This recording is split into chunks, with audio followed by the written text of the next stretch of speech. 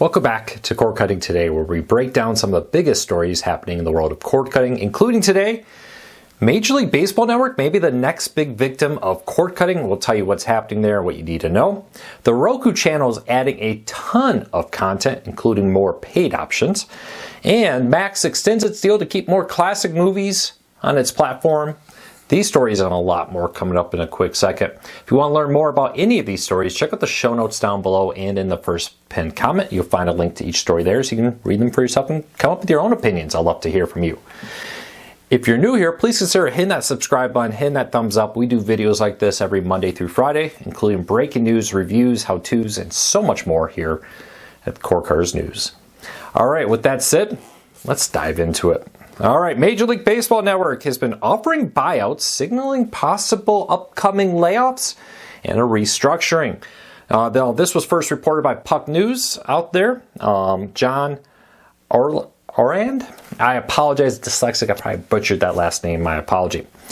So a few things here. They're offering buyouts to some of their people. This is very common before layoffs because it's often cheaper to give a buyout than lay somebody off for a variety of reasons. Though it's expected that this is the first step of a bigger restructuring to cut costs. Pretty much every major network is facing some of the same problems right now. Declining subscriber revenue and a tumbling ad revenue market.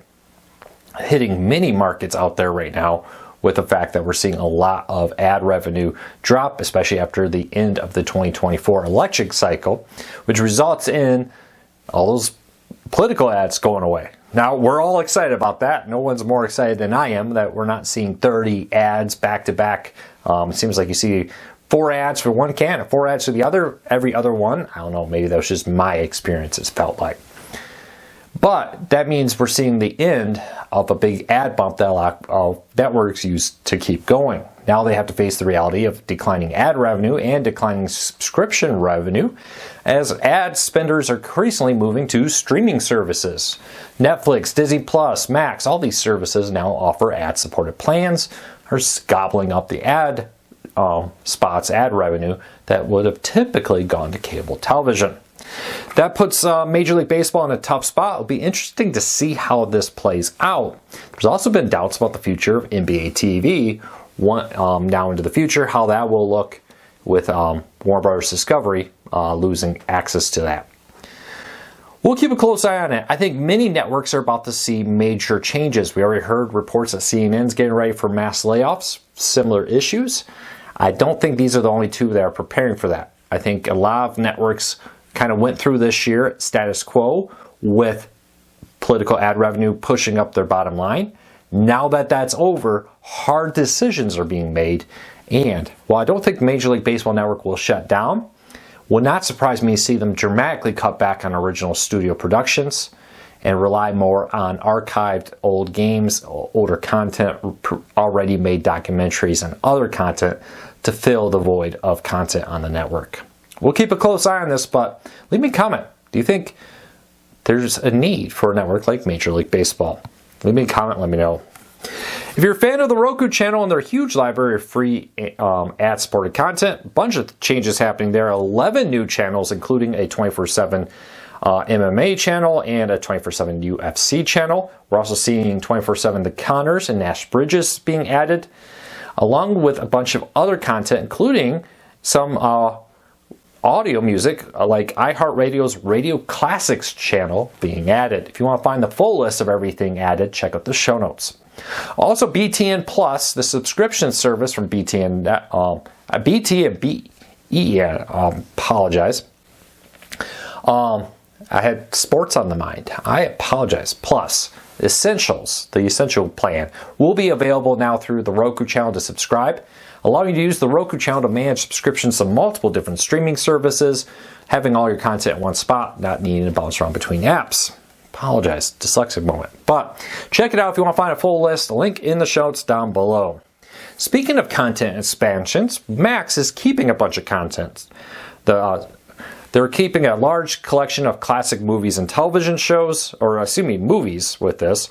Now, this is a big get for them because this brings them all kinds of things like Tokyo Story from 1953, Modern Times from 1936, and even more recent stuff like In the Mood for Love from 2000, and other movies. Helps Max continue to offer a robust, large collection of movies, not just current and Warner Brothers Discovery movies, but also stuff from expanded content. Check it out if you want to see full details about this expanded library with Max. Link in the show notes. Comcast is expanding its network in California. This comes as they got a $25 million grant from the federal government, $26 million grant to help expand their networks. They hope to reach 6,200 new home and businesses with this effort. It underscores the high cost of these network expansions. I talk about this all the time. You know, we run a mile of cable in a major city or even a subdivision, and you can connect quite a few customers. You run in rural America, you may be connecting one or two for every mile or every few miles in some parts. It makes the cost of this very high, and that's why state, local, and federal governments have been chipping in to try to help expand these networks into those rural areas, to try to help justify the cost for the companies who want to put it in. We'll keep a close eye on this, but 6,200 new customers getting high-speed internet and TV services. Full lineup of Xfinity products will be available to them once it comes in California.